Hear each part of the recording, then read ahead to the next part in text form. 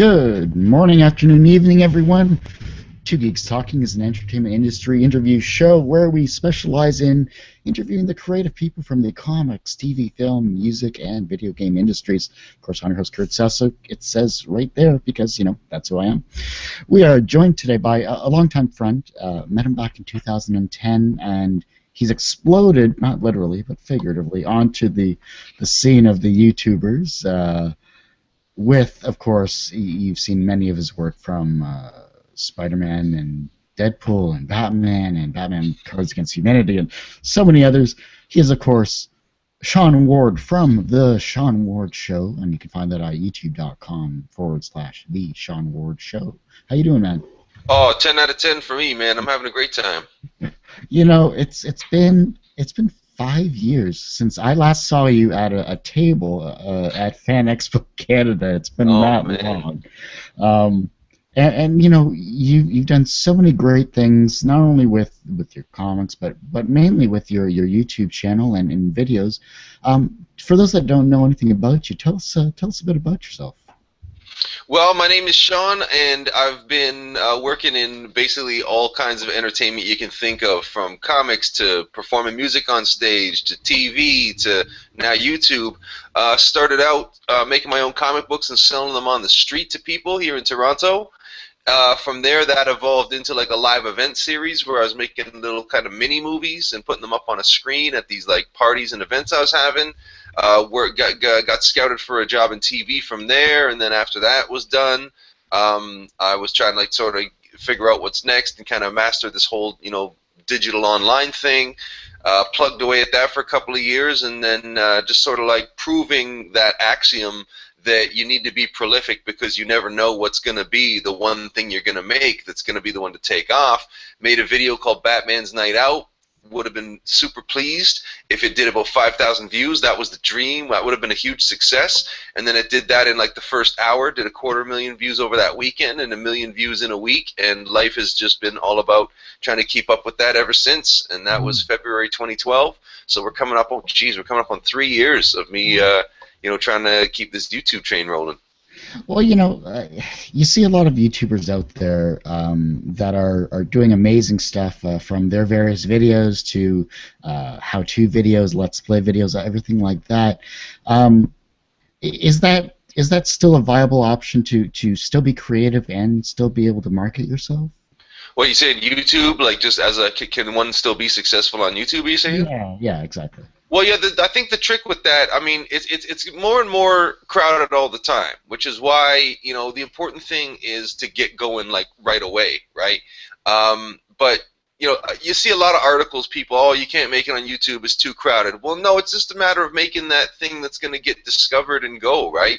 I mean, I've been on the other side of it. I don't have any kind of formal education. I've never had, a mentor. Nobody ever taught me how to do any of this stuff, so I've always had to piece it together myself. And for me, it's always been about staying glued to that idea that when you're prolific and you make a lot of stuff, you're increasing the odds that any one of those things is going to be the one that catches and goes for you.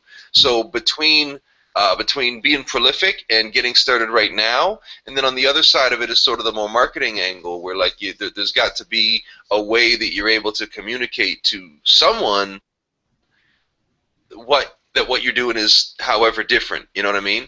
And whether that's sticking stickers on public restroom walls or going out in the street to make a ruckus, right? Like for me, my whole thing of going out and selling comic books on the street back in the day was all about, here's me with no education, no connections, no, into the industry, but I want to be a professional artist. Well, fuck it, I'll just go out to where people are and put it right in their face. And the people who don't buy it for the book and they buy it instead because I'm charming them, well, whatever, it all adds up to the same thing, right? So back then it was all about just finding a unique angle to come at it from. You fast forward to the present with the YouTube thing, there's nobody else really doing the street level kind of humor that I'm doing, and kind of my buddies that make them laugh films are sort of in on and stuff like that.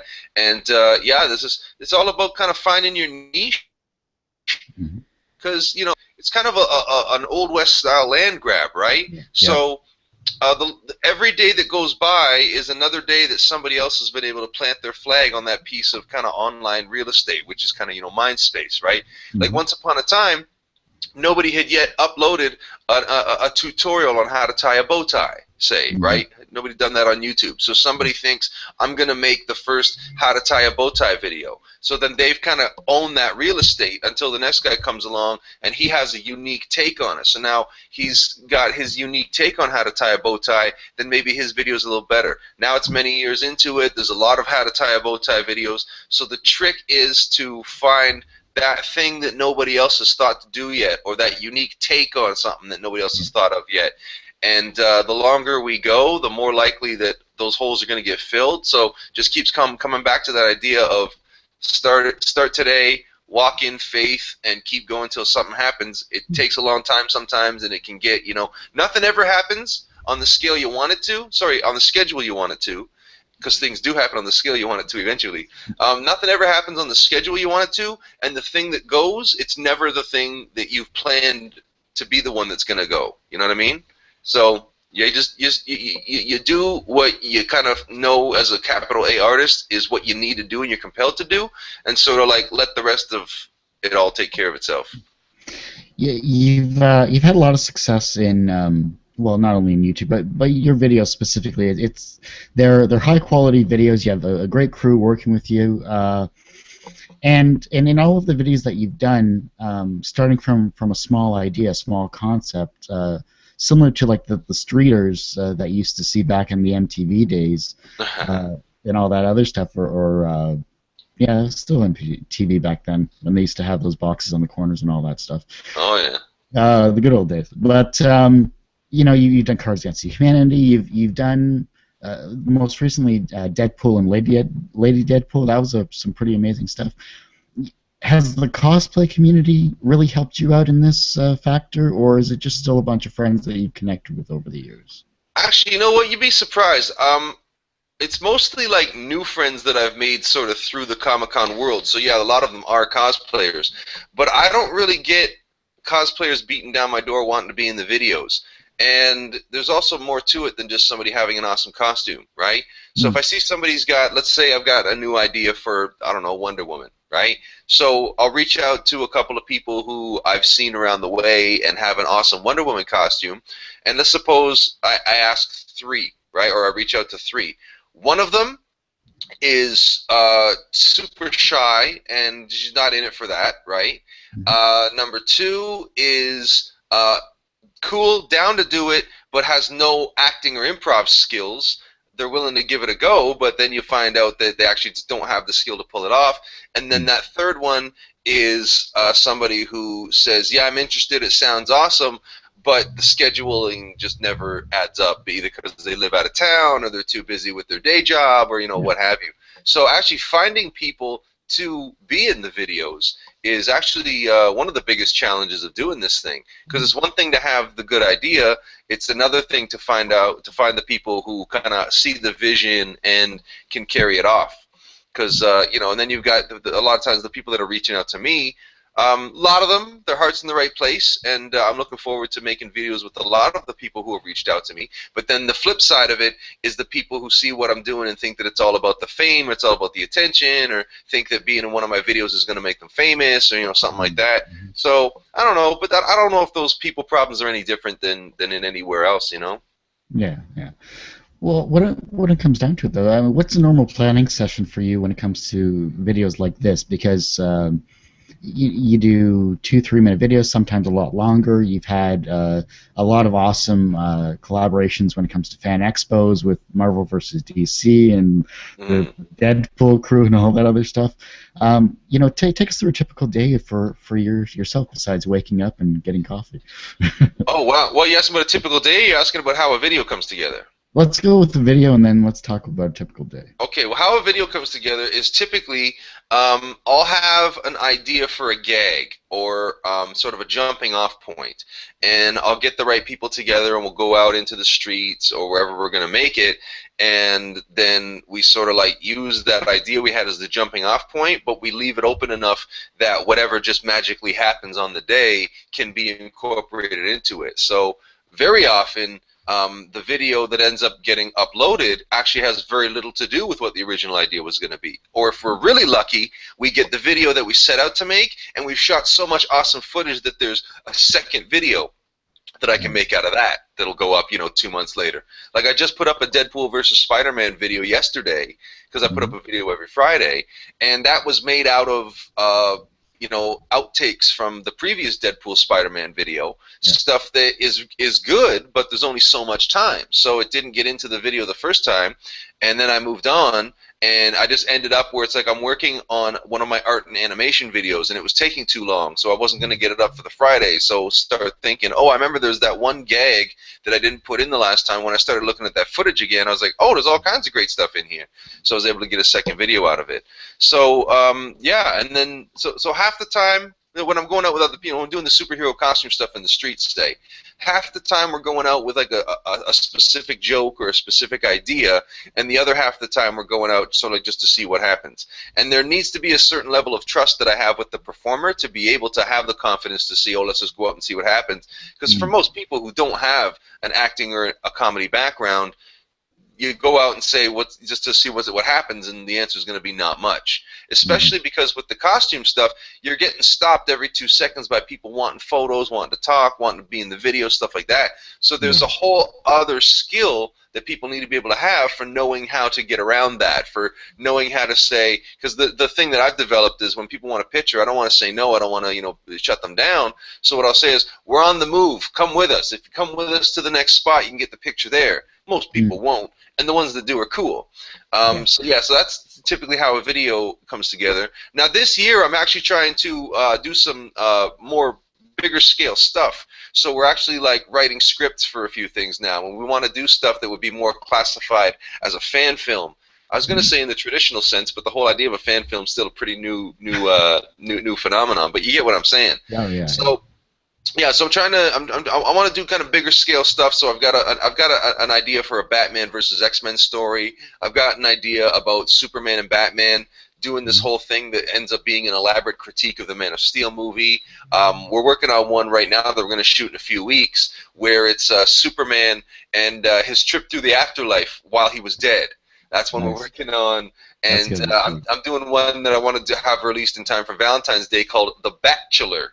So it's like, an episode of The Bachelor where Batman is the guy. Stuff like this, right? So that's a lot of the kind of stuff that I'm really looking forward to doing this year. Because at the end of the day, my childhood, as much fun as I'm having, the dream is never to just follow people with awesome costumes around with a camera. And so often people think that it's just that's all I do, or that it's just that easy. So I just want to differentiate, try other things, expand my skills, expand the skills of the people that I'm working with, and just try to build something that's actually bigger and more sustainable, So that's the whole thing about how the videos come together. And then you asked about a typical day. Well, I like to get up a little late, so I'm typically I don't set an alarm. I wake up on my own at about 9 almost every day. It's like I wake up about 8:30 and actually get out of bed about 9. I like a little leisurely start to my day, right? Yeah. I don't ever book anything for before 11 o'clock. 1 o'clock if I can help it. But so by the time I've gotten out of bed, had a little something to eat, puttered around, checked Twitter, checked email, all that kind of stuff, get the dog walked, whatever. It's usually about 10:45, 11 o'clock by the time I'm actually sitting down to start my work. And then I will drill into that, and it'll take me anywhere from, if I'm feeling really, really generous to myself, I'll quit at like 7, 8 o'clock and call that taking an evening off. But most days I'm actually just going all the way through to like 11 or midnight, both because I've got a deadline and because I'm just enjoying what I'm doing and I don't want to stop. I actually was just having a talk with my lady a few days ago about how, like, the problem for me, especially because, I work out of a home office here, a home studio, is that there's so little of a line between work time and home time that they just bleed into each other. So that ends up doing, both. It does two things. It does where my home time is infiltrated by my work time, so I'm never really shutting off, but it also means that my work time can sometimes be a little more leisurely because I'm at home and I'm a little more comfortable. There's good things and bad things about everything, but that's where I'm coming from with that. Good stuff. It's that balance. It's a very fine line, like you said, to realistically, stay sane if we're ever truly sane. But the other thing is, like you said, you get so passionate about your work that you just go all hours because you're so invested in it because you see not only the potential, but you just love doing it. That's the main thing. Well, exactly. I mean, I've never really been a guy who, like, for example, the whole when I was working, like, kind of doing more stuff in the social media and in the tech world. I never really related to that world. I never fully connected with it, and I kind of backed away from it and got more hardcore into my art and stuff because that mindset of let's do this because it's going to make a bunch of money or it's got the potential to make a bunch of money and then we can sell it.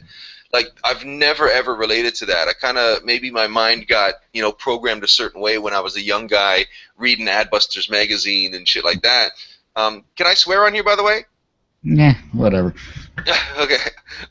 Basically, I I had somebody who once was telling me that an artist does what he does because he knows it's worth doing, and then if anybody comes along, that's a bonus. And that's sort of been always the approach I've taken, right? Like, my heroes have always been the Charlie Chaplins and the Paul McCartneys and the Walt Disneys and the Andy Warhols, people who were able to, like, stick to a creative vision, and the challenge was to always refine this idea that you're just finding better and better ways to communicate it in ways that are going to resonate with the audience. Because when you start out from that point of what does the audience want to see and start to craft that irrespective of what you actually want to do or what's in your heart, I don't know, in my experience it never goes well and it ends up being a big waste of time. Other people have had success, starting businesses around stuff they don't particularly care about, but that's just never been me. Yeah, yeah. Well, let's. I see your YouTube channel. I've known you for a few years now, and you've always done something creative in no matter what it is. From when I first talked with you, interviewed you, I should say, you were doing your comics, and you were just kind of starting your TV show there too. It was just the Sean Ward show still back then, or was it just? Well, if I'm taking 2010, I think that was the year that I was doing like a video every single day as a big elaborate vlog project. That Yeah, also yeah. puts me smack dab in the middle of trying to, like I was just talking about, be some kind of big shot in the social media, tech, PR kind of world. And yeah, 2010, like 2009, 2010, 2011. Those years are kind of my 40 nights in the desert sort of thing. Like, that was a bit of a no man's land for me. In that I had gone through the process of kind of starting from nothing on the street corner selling comic books, taking that over several years to the point where I had a gig on a TV show and a publication deal for my comics and all this kind of stuff. I thought I had made it. I thought the game was over and I'd won. And new challenges arise. Nothing ever stays stable for long. Show gets canceled. Publisher goes out of business. And so when I came out the other side of that, there was a lot of ego stuff around that idea of I've put everything into communicating this idea that I'm on a certain path and that I've made it and blah blah blah. And now what am I supposed to start from the beginning all again? It sort of, and some personal things that were going on at the time too. Around that time, it all dovetailed to basically make me have, the way I've described it to people in the past is to say that I got in like one of those horrible accidents that it takes years of physiotherapy to recover from, except mentally and emotionally and spiritually. So yeah, 2009 to 2011 was sort of the process of me sort of just figuring out what life, reconnecting with what life is about and refiguring out what I want to do, and also figuring out that in a big way I was trying to do too much between self-publishing comic books, putting on events, having a music act, being on TV, all this kind of stuff. This was a pre-social media world. Internet was still, pretty, newish at the time. We had the web, but we didn't. I don't even think we had MySpace yet back when I'm talking about. And so I kind of needed the internet to catch up to where I wanted to, where my vision was at, in order for me to do all the things that I wanted to do and be able to communicate them as effectively. I mean, now we live in a world where everybody's on it. Everybody can be their own publisher, and competition is fierce. But one of the great things about YouTube is that it's a platform where I can do all that stuff week in and week out. 1 week it's a music video, 1 week I've done a little drawing and animation video, the next week it's a short film with the superheroes, right? So that's one thing that I really love about it, is it's all sort of like the internet is caught up with me, if I can put it that way. And yeah, now YouTube just seems like it's the perfect platform for me to do all of these things that I've always wanted to do and been involved with for many years. Well, the one thing that's amazing is, it's a constant struggle to stay relevant, to get your concept and your ideas out there to the masses, because, like you said, everyone's connected in some way, shape, or form, and as an attribution. As basically the followers that you've gained over the years, you just reached, well, now 55,000 subscribers on a very popular channel, and you're still the same guy as you were. You're still engaging, you're still entertaining, and you're a funny guy too. I like. Oh, I'm glad you feel that way. What is it about the followers then that that you try to remain relevant in their eyes? Well, I mean, a big part of it is, like, I think that my message is a hopeful one, where even going back to selling comic books on the street, it was always this message that everybody's got a big dream or some compulsion, something that they want to communicate. Everybody's an artist in some form or fashion, and that life in the modern world is a series of challenges and tests that, it's going to test your resolve, it's going to test your determination, and, especially when I'm talking to younger people, teenagers or early 20s, college age, they can relate, because I'm telling them that you look around and the world is full of people who have folded, who have taken an easy way out somewhere along the line, and then just the rest of their life has turned into a series of making up excuses for why they are not who they thought they were going to be one day, right? Mm. And it just seemed like that's what most people buy into, and most people think that it's not that easy, or they're being realistic, or they've saddled themselves with far too many responsibilities too early, right? If you're young, you max out a credit card, you have a kid early, stuff like that, I can see your situation is very, very different. Excuse me. But yeah, what I was saying is that my message has always been that one, that, like, you have somebody who, like, think back to when you were a little kid and you had a picture of what the world was supposed to be like, and who you're supposed to be. And I try to tell people that that is real, and that that is honest, and that you can do that. And there's a trick to being able to stay committed to that and not let the world beating you down or fighting back. I mean, you got to stand up, right? This idea that the artist is a superhero, his talent and his creativity are his superpowers, and the villains are all of the different things that get in the way of you staying committed to your art. So it's a time spent with a girlfriend, it's time spent with a family, it's, a job that's demanding, or just sucking the soul out of you and stuff like that.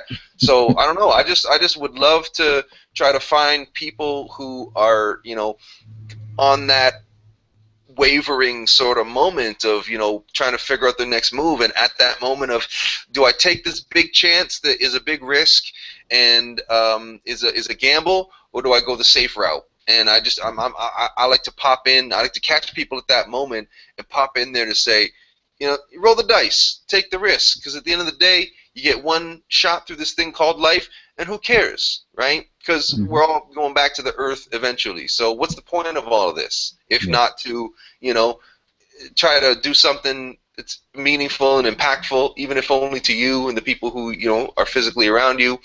And, I just get in that whole mode of, like, cause why not, right? Life's short, and you only get one, so whatever. When we're making big decisions, I always tell people, try to make your big decisions from that point of view of what's going to make for the best story to tell later, Good stuff, good stuff.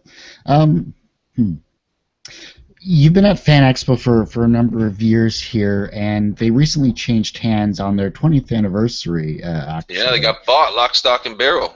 Yeah, I know, it's pretty crazy. From when you first started going to Fan Expo to now, has the culture changed? The culture of Fan Expo, or the culture generally?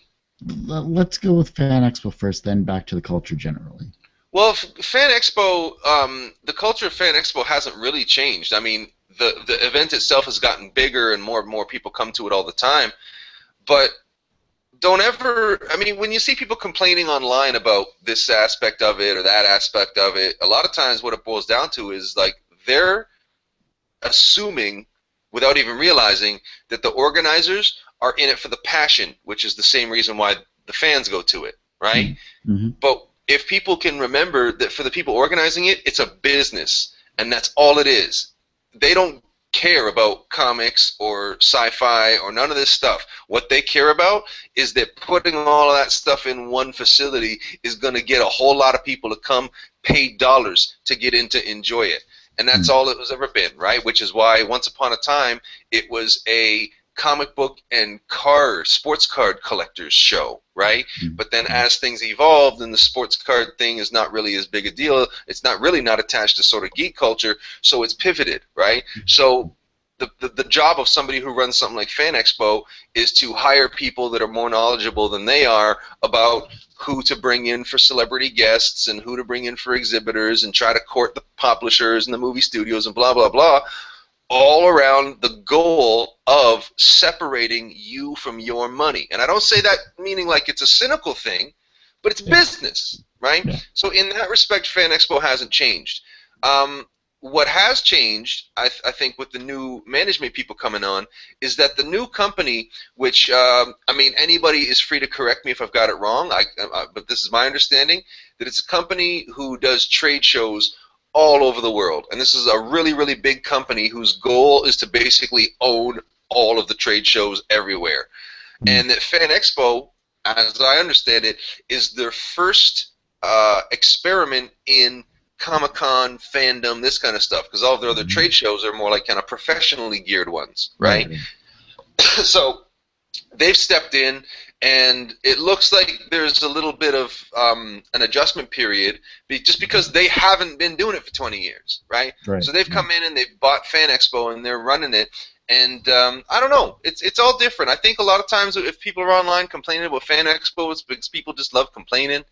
I think it's fun, and I give people, you know, the benefit of the doubt a lot of the times with this stuff. But like the last one, anybody who's not watching this from the Toronto area and doesn't go to Fan Expo, this is all very inside baseball for you. You're probably gonna be bored hearing about this kind of stuff.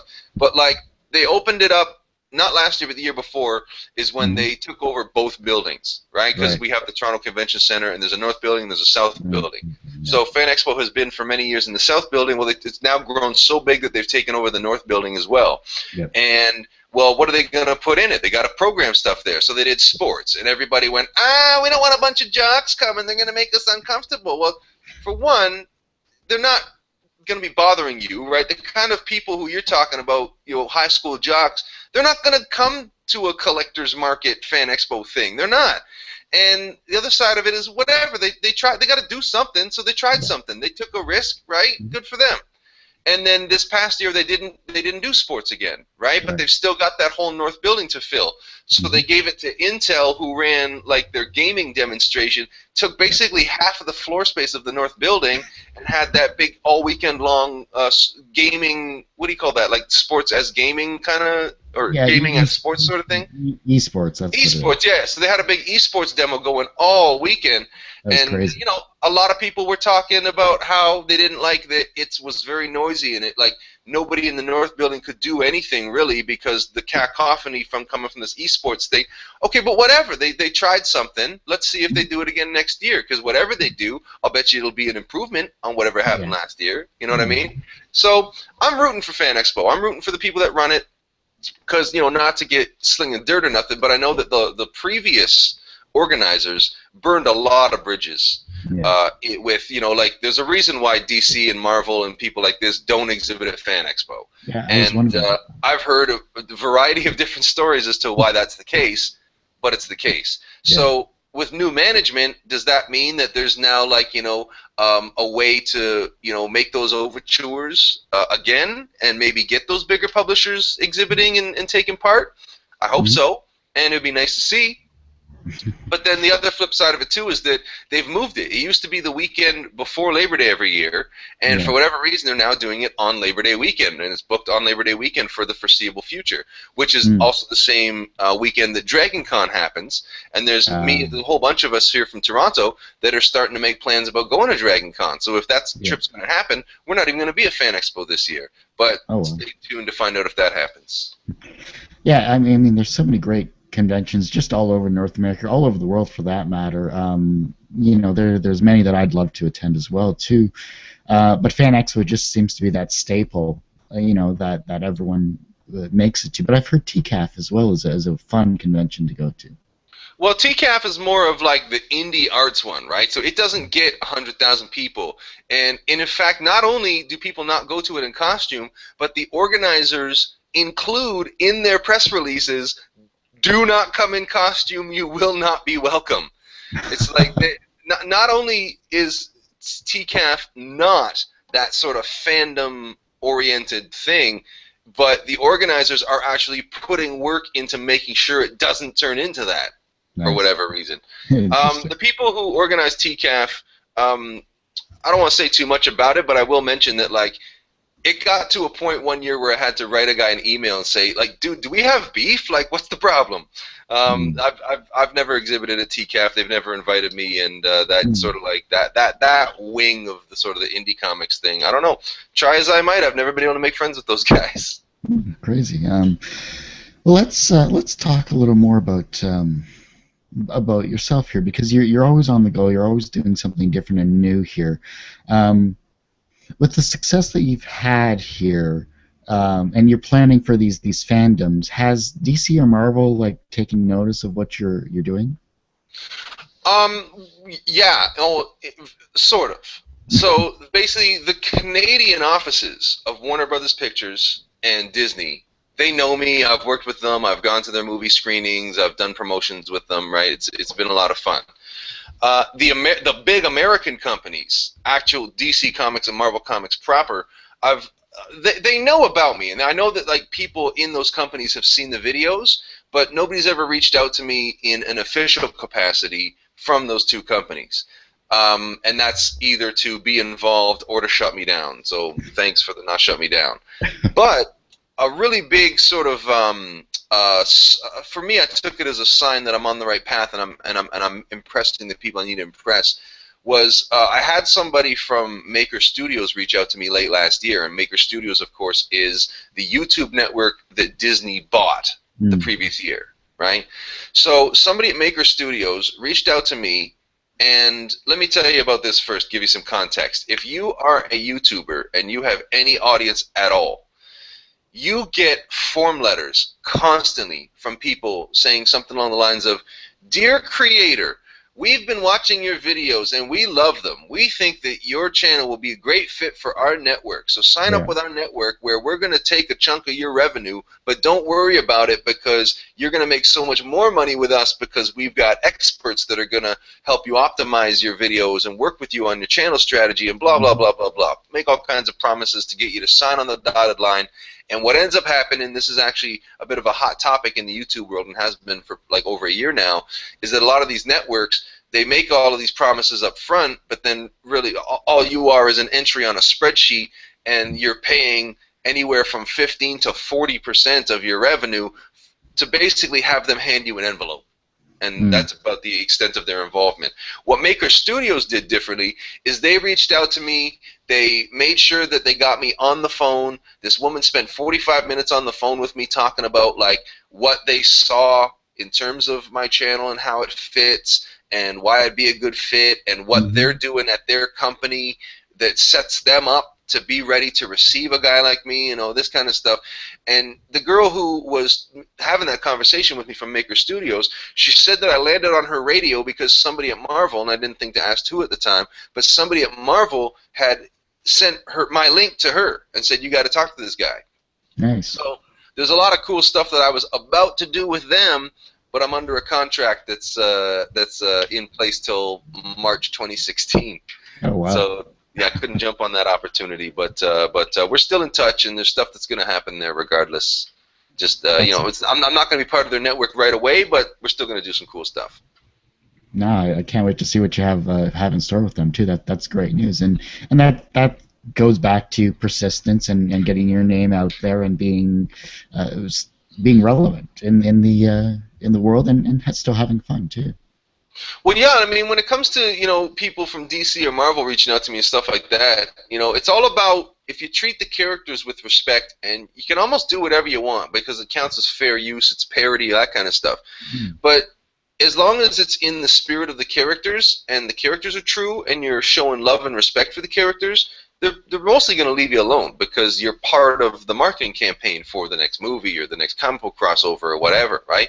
It's actually, funny enough, George Lucas was the guy who made it that way, because it used to be that the companies were all very litigious, and you would make your Batman fan film, and there was no YouTube yet, so you'd go to Chicago Comic-Con, say, right, and show your Batman fan film, or sell DVDs of it, and then the Warner Brothers lawyers would come in, confiscate all your stuff, and have security kick you out. This is a true story, not to me, but this is the kind of thing that used to happen fairly regularly.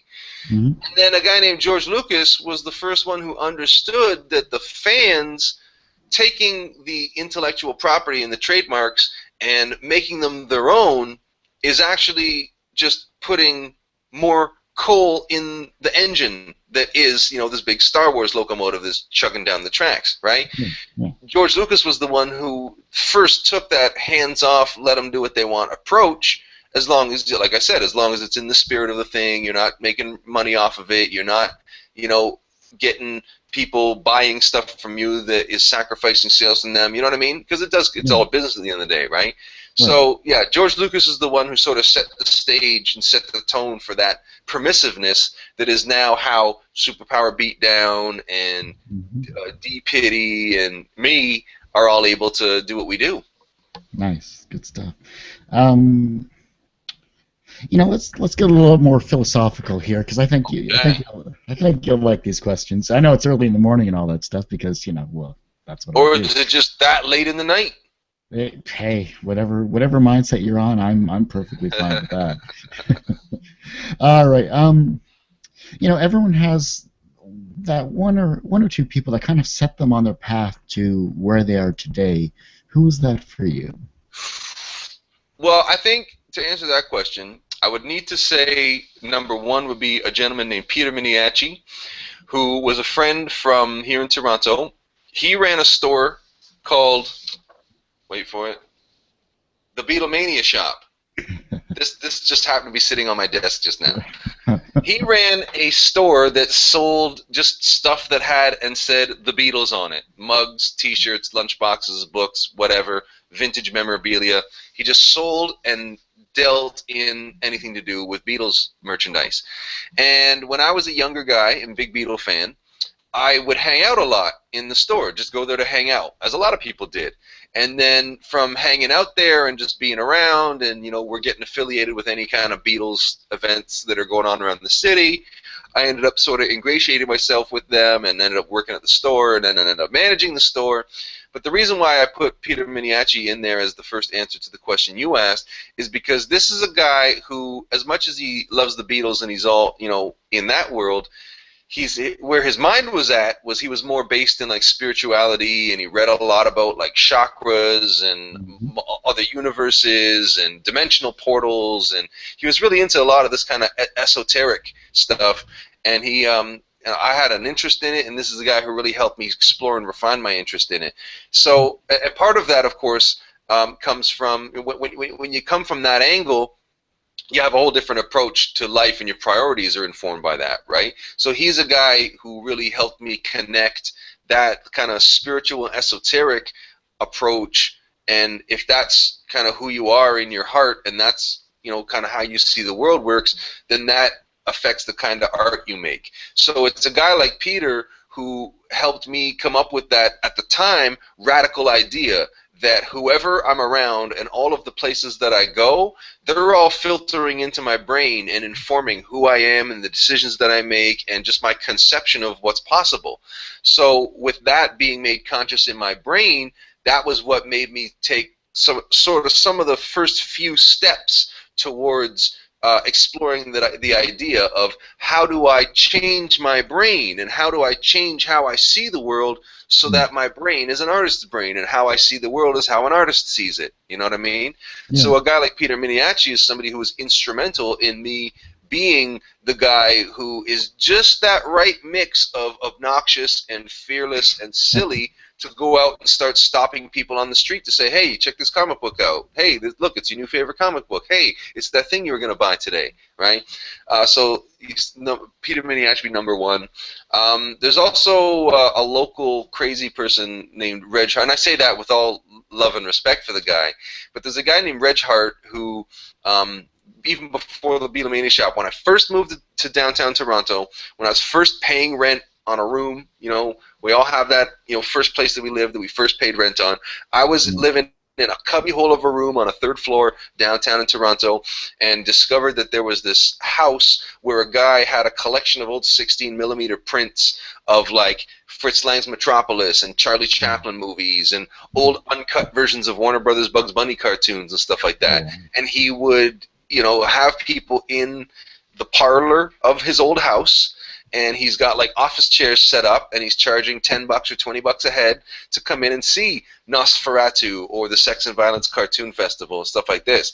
Now, what was great and why I spent a lot of time there and why it was an important developmental thing for me is because he wouldn't just put the movies on, he would get up and give like an introductory speech before the program. And if you caught him on the right night when he was particularly in a good mood, you would get this huge, elaborate history lesson about how these movies and works of art got made, and he would get really deep into the mindset that made those ideas to do it come about. And he'd tell stories about how, in the days before Hollywood is what it is now, a guy took a huge risk and just rented out a theater and took out ads in the paper and went broke doing this, but it was a great success because the lines are around the block, and now it's one of the biggest movies, one of the most important movies in the history of cinema.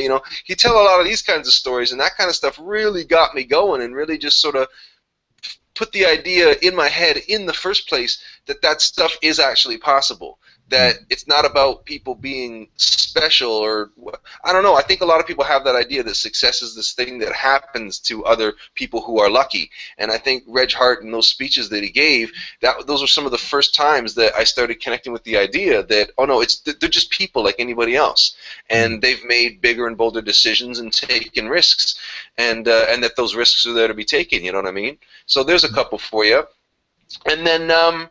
Even now, like a lot of the people who I meet sort of through the YouTube world are inspire me, right? So like I get next to people like Rhett and Link, and even if I'm only talking to them for a few minutes, that's a couple of minutes where I'm getting a bit of an inside scoop about how they make their decisions and how they manage a channel that's that big, right? Or when I go to the YouTube offices for some kind of like community building workshop or something, and there's Superwoman or Matthew Santoro or people like this that have got like millions of subscribers, and to just have those moments of feeling like maybe that's a club that I'm in or something like that. It feels nice to be around those people and to be able to have access to those people and stuff. So it's a commitment to lifelong learning for me, and I'm always trying to find that next person that's going to be kind of my new guru, I guess, in a sense, and that is to say just somebody who's going to, even if they don't realize it, they're going to slip me that one kind of nugget of thought that's going to activate, a whole new line of thinking for me. You know what I mean? I hope I've answered that question and not too verbose about it. No, you know me. I like verbose. Verbose is good for my show. Oh, good. That works out nice then. Oh yeah, it's beautiful. I mean, 7 years of doing this stuff. I love verbose people. It works wonderfully. We talked about this kind of at length, and you've been successful in many aspects of your life professionally, and you're definitely a self-starter in that regard, and you've had wonderful guidance along your path in life. Do you consider yourself personally successful? That's a great question, and you know what? I don't know if I take the time to consider that question as often as I should. I feel like yeah. But at the same time, like, I don't own a home, I'm not married, like, I haven't ticked off a lot of these things that I think people think you're supposed to tick off. By this age I'm supposed to have this done, and by this age I'm supposed to have this done. So, the life choices that I've made have made it so that, I get to do fun stuff, and and people perceive it a certain way, but it's also set me up for some really unique struggles, right? From kind of what I described earlier as my 40 years in the desert, right? Maybe if I would have had a stable job through that whole time, that would have given me a bit more of a, a solid base on which to be, going through what I was going through, having the feelings I was having. Maybe it was the fact that my life is so up in the air that was why it went into such chaos. I don't know. Who knows? But like I said, my motivation has always been, you get a decision, there's a fork in the road, and you're looking at which path you're going to take. And for me, it's all, well, which one's going to give me the better story later? Yeah. So it's just a matter of kind of improving and getting better all the time, right? We're never stagnating. We're always evolving or devolving. We're always moving forward or backward. There's no such thing as standing still. And I don't think I'm as obsessed. Like, when I say obsessed, I mean to the point of like excluding other things that maybe should be a priority, right? I'm not in that way so obsessed as I once was with getting the work done and being prolific and trying to have success and whatnot. But maybe that's because, when you get a little bit of success, it affords you room to sort of settle in a little more and be a little more confident and feel a little more stable. So what I would really love to have happen in terms of getting to where I'm actually fully successful personally the way you're talking about would be another couple of years of growing the YouTube channel and, doing some of these more experimental things that I want to try. And if I do 5 and 2 are successful, well, that's great. They're great odds. And yeah, I mean, maybe I won't ever feel that way until I'm got movies in the screen that people are buying a ticket to go see, or like. And the other side of it too is I think that there's always going to be that level on which, no matter how successful I am with YouTube or in the movies or whatever, there's still going to be that nagging thing of, but I never did draw an issue of Amazing Spider-Man. You know what I mean? So who knows? No, I think success is just this thing that it's not an event, it's a process, right? And so you tune into it and you feel successful for a while because you're tuned in, but then your mind has wandered and some time's gone by and you go, oh, I'm not on that same path of feeling successful as I once was, and then you got to tune back in. And I don't know, I'm getting reminded now of like Timothy Leary and his slogan was tune in, turn on, tune in, drop out. And what that was about was you turn on, that's step one, because that's when you have some idea hits you, or you become aware of something that like totally throws your worldview for a loop. You tune in, which is to say that you take the time to like refine the idea and come up with ways to work it into your life. And then the drop out, that's not drop out of school, that just means like like a snake shedding its skin, moving on to your next phase of life, right? Not feeling so attached to things that aren't working for you anymore. So I think that's just sort of like a cycle that we go through, and as long as you're, enjoying the cycle and enjoying the process and being confident that you're headed in the right direction, then you're successful and will continue to be. Interesting. But sometimes people don't drop out and they hang on to what they've had, and they don't actually continue the process that made them successful, or understand the need to drop out. Understand the need that their success is gone. They need to do something differently. Well, yeah, I mean, a lot of times people hang on to stuff for too long. They stay in one spot for too long. They take too long to make a firm decision on stuff, and so then I guess they look to guys like you and see people doing something, taking action and making something happen, and just live your life to try to be an example for people and to try to be a beacon of how maybe people can think to approach things. I don't have all the answers, but I'm satisfied with some of the answers I've come up with for myself. Definitely. How do you deal with your failures? Oh, I'm not good with my failures. It's actually taken me a long time to even make any sense of the idea that, people aren't watching me. That is to say, people who I once gave a crap what they thought about me, or people who it was important to me that I be perceived a certain way. It's only fairly recently, maybe in the last couple of years, that I actually figured out that I'm not their biggest priority, and they're not spending their whole day wondering what I'm up to and relishing, sort of, what I'm at. But that idea of like failure and wanting to be perceived a certain way, that's sort of what sent me off into what I was describing before about those kind of 2009, 10, 11, those years where I was having more difficulty and was trying to, put something together. A big part of what put me in that spot was coming out of having that job on a TV show and having that comics publishing contract and having my rap group thinking that we're on our way to, fame and riches in the music game. When when those opportunities didn't materialize, or those companies went bankrupt, or the show got canceled, came out the other end, and a big part of what held me back and why I had such difficulty over the next couple of years was being afraid of how I'm going to be perceived. Right? Oh, I can't just go out and start selling comic books on the street again, because then how's that going to look? People are going to think I'm a failure. People are going to, I should have been past this by now. And I wasn't making decisions based on, what I've said should be how you're making decisions, which is what's going to make for a good story, what's going to be the most fun. Instead, I was making decisions based on how can I keep people thinking that I'm a famous, successful guy. And, feeling like at this stage of the game, I should be playing bigger venues. So I'm not going to book a small club and do a little one-off concert, because then people are going to look at me and go, oh, why does he have to do that? You know what I mean? So I, for most of my life, have not handled failure well.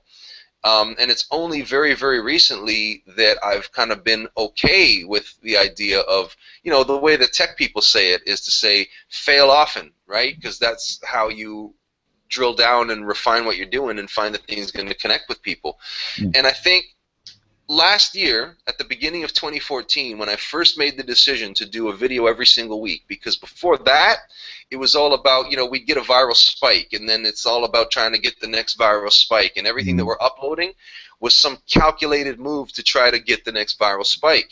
So when I started making videos every week, it was a really, really difficult thing for me to do and for me to stick with, because, right, what if I put up one and it's not as popular? People are going to look at it and say, oh, this one's got 1 million views, that one doesn't, what a loser, he couldn't, he's a flash in the pan. Or what if I upload the one video and it just happens to be that one that my subscribers don't want to see, and it's what brings the whole thing down, you know what I mean? That fear of any one video I upload being the one that's going to bring the whole thing down, I only stopped feeling that way maybe 6 months ago. So I'll be the first to admit that I sometimes have more of a problem about letting go of what people are going to think, and the weekly YouTube schedule and that reliable and predictable schedule, I guess you could say it's been very therapeutic in that regard, because now I'm on the other end of having done a solid year of a video every week, and I look back at the channel, and there's things that happen on that channel that wouldn't have happened had there not been that pressure to put something up this week, and some of those ones are some of my most favorite ones that I've done, right? Or the ones where it's just me talking to the audience, right? For example, there's the one where they we saw what Ben Affleck's Batman costume is going to look like. So the next video I put up was a video where I'm taking the viewer through the history of the Batman costume on screen. And instead of a photo, I've done a drawing of it, right? And that was one of the first ones that indicated to me that at least a part of my audience is receptive to seeing my drawings and my art style and all that kind of stuff, which gave me the confidence to do more videos like that. And now, some of those videos do as well as some of the superhero videos have done. And those wouldn't exist had there not been that pressure to do something every week.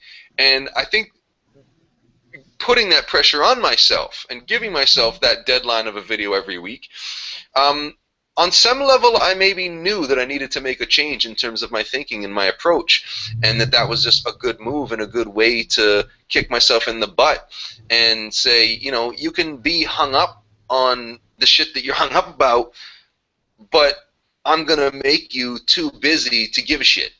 You know what I mean? And I think if I think back on it, that's also part of the thing about why I went out and started selling comic books on the street, is just like, I'm going to put myself in a position where I literally don't have time to entertain my fears and my doubts and all that kind of stuff, because I've got to deliver just to get done what today has to be, you know what I mean?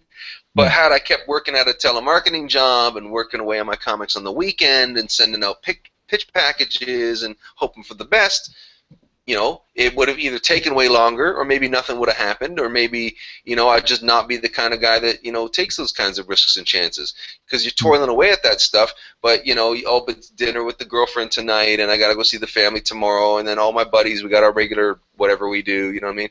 So who knows if those pitch packages would have ever even went out, you know what I mean? So what's worked for me is just to dump myself in a position where I have to put up or shut up, and it's worked out so far. The younger generation, you know, you've talked about that in previously in the show here, and you kind of hinted at it. You're trying to get them on that point in their life when they're kind of either they're in a decision mode, pretty much, where they don't know if they're going to fail, they don't know if they're going to succeed. But those that you've reached out to, those that you've connected with through your videos and through in personally speaking with them, you know, they're looking at you as an inspirational person, and they're becoming inspired themselves. But how can they inspire the generation that follows them? Well, the only answer I've got, and you know, who am I, but the only answer I've got to that is how they would inspire the next generation is to take something that I or people like me have said to them, take that to heart, use it as some kind of fuel that gets them to kick their own ass and get moving on something, and make something, right? Anytime anybody fancies themselves any kind of creative person and they're in a rut and they don't know what the next move should be, or even worse, if they're in that mode that so many people get into, what our culture has started referring to as the quarter-life crisis, right? Where they're in that mode of, oh, I don't know what I'm supposed to do with my life. Well, my whole thing is like, don't worry about your life. Your life is going to take care of itself. A great man by the name of John Lennon once said that life is what happens to you while you're busy making other plans, right? So don't worry about what you're going to do with your life. Worry about what you're going to do with your day, right? Think about what's one thing that you could have done by the end of today that's going to be a tangible, actual thing you can show people that demonstrates your talent and communicates your worldview, right? So let's just take the example of a young cartoonist, a guy whose dream is to make his own comic books, right? Well, you're going to make yourself crazy if you're comparing yourself to Marvel, or even to some of the creators with an Image, or even to somebody who's just doing it by themselves and having success with it, because you're looking at this big thing they've spent years building, and you're saying, I'm not that, so I'm worthless. Forget that. You make yourself crazy if you're trying to go at it from, you want to make a 64 or 128 page graphic novel, and you've got your sketchbooks filled with logos and costume designs and character concepts and blah, blah, blah. Forget all that. Instead, work on a single page story, just one comic strip that's a single page, or even like a 3-panel thing, right? Because that, you'll complete something.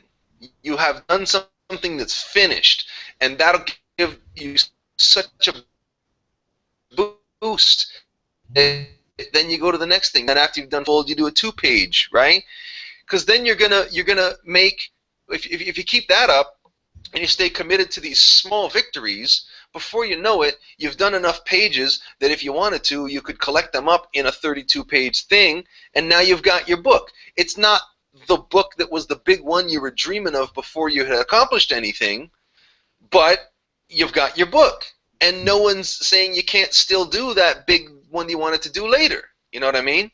So I think that there is an art and a skill to setting yourself up for those small wins that you can use to combine to make a big win. And to that question about how the younger people can inspire the people coming up after them, well, I just hope that as many people as possible cotton on to this idea of trying stuff, throwing yourself small wins, setting yourself up for success that way. And yeah, I mean, there's a whole other level that it gets into about, you know, society's pressures on you and blah blah blah. But that's just you know, what you've got to deal with, because life throws stuff at you, right? We've all got our own crap to deal with, and you do it anyway. Yep, definitely. To kind of wrap up here, I got 10 questions here, just kind of rapid fire type thing, so you don't have to Love think it. too hard. You don't have to Okay. think too hard on these here. I never get tired of what?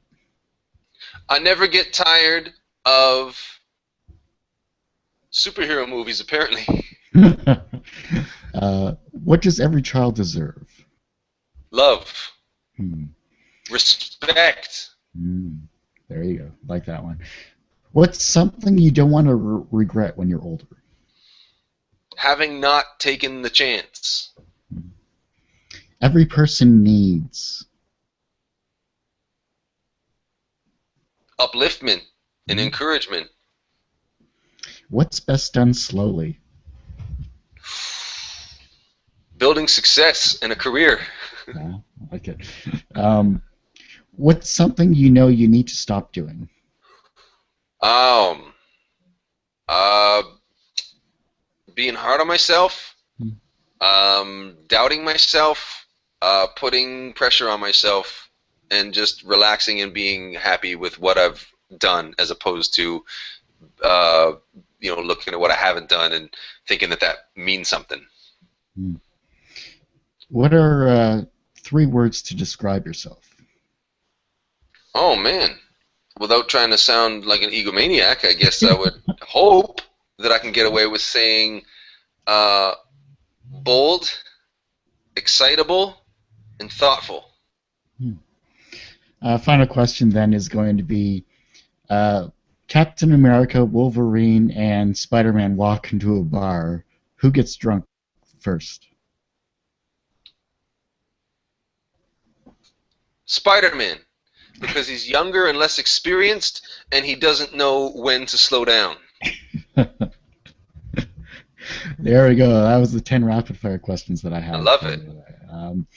Is there anything else that I haven't brought up that you'd like those that are listening and watching this show to know about? Oh man, I think if anything, I would just try to hammer it home and just say to people, like, to let kind of art and an idea of how the world should be, to let that be your guiding principle. And Hmm. we're never going to see a perfect world in our life, because one person's perfect is another person's imperfect, and blah blah blah blah. But all we can do in this crazy ass time we live in, of financial calamity and unending war and blah blah blah, all you can do to stay sane and to be a good person within that is to just toil in your own backyard, working as best you can at trying to turn your own world into the world as you hope that it could be for everybody, and trust that other people are going to see that, pick up on the vibe, and then they're going to start doing the same thing. And then, maybe it's a fanciful notion to think that that's when a domino effect kicks in and actually makes, the world a beautiful place. Because it is a beautiful place. It just depends what you're choosing to focus on and which direction you're looking. Nice, nice. And well, let's get a final plug from yourself about your site and where we can find the Sean Ward Show. Oh my goodness. Okay, so the Sean Ward Show on YouTube. It's the Sean Ward Show, all one word, and Sean is spelt the real way, Sean. So the Sean Ward Show on YouTube. It's also the Sean Ward Show on Facebook, and then at Sean Ward on Twitter and Instagram. So basically, you'll find me on all your social media platforms by looking up at Sean Ward. And if that's not me, then it's going to be the Sean Ward Show, because it's like Snapchat. Somebody got it first, so I had to be the Sean Ward Show instead of just my name. But yeah, keep on watching, subscribe to the channel, and yeah, we got hopefully a lot of really, really cool stuff coming up this year, and I hope everybody enjoys it. Nice. Hey, Sean, it's always a pleasure having you on the show. We got to stop doing these 5-year stints, man. We got to do this a lot more often too, eh? Oh yeah, we'll do it every 4 years, like the Olympics. There you go. One of us will be No, in the ground, and it'll well, probably be we will stay closely in touch, and we will talk some more, and maybe we'll do this again a lot sooner than 4 years. Definitely, I hope so for sure. And Well, thank you so yeah, much for having me on, and I know you got a lot of really savvy, knowledgeable people that listen to you. So I'm really happy to have been able to share a little bit of who I am and where I'm coming from with them, and I hope everybody had fun listening. well, thanks so much, Sean. As always, it's a true pleasure having you on, and a very insightful podcast and interview show as well too. From coming on, well, I'm rambling at this Oh, point. we got one last item of business. Somebody wants to say what's up. Hold on. Oh, I thought she was right here.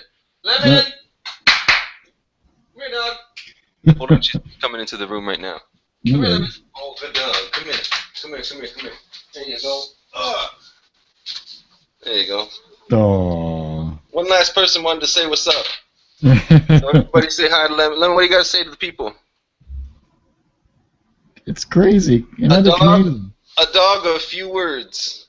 And cute too. All right. That's That would have been a amazing. lot funnier if she was actually sitting right beside my chair like I thought she was. So. That would have been great. And as always, you like Sean said, you can find all of his works as he previously mentioned on the YouTube, on the Instagram, and on the Facebooks and all that stuff. But you can find Two Geeks Talking at twogeekstalking.com. You can find it on tgtmedia.com. You can also find us on our YouTube channel, which is /tgtmedia. On Instagram, Twitter, and any of those types of social medias at Kurt Sasso, as you see down below, right there. And don't forget to subscribe to our channel as well, where you can find over 800 interviews, I think, in the past 7 years on our YouTube and on our website as well. So tune in for another great and talented interview. Coming up next week, we have Liz Staley from Adrastus Comic, and of course, our co-host is going to be Byron Wilkins from webcomicalliance.com. So thanks everyone for listening and watching, and see you on the next episode of Two Geeks Talking. Woo!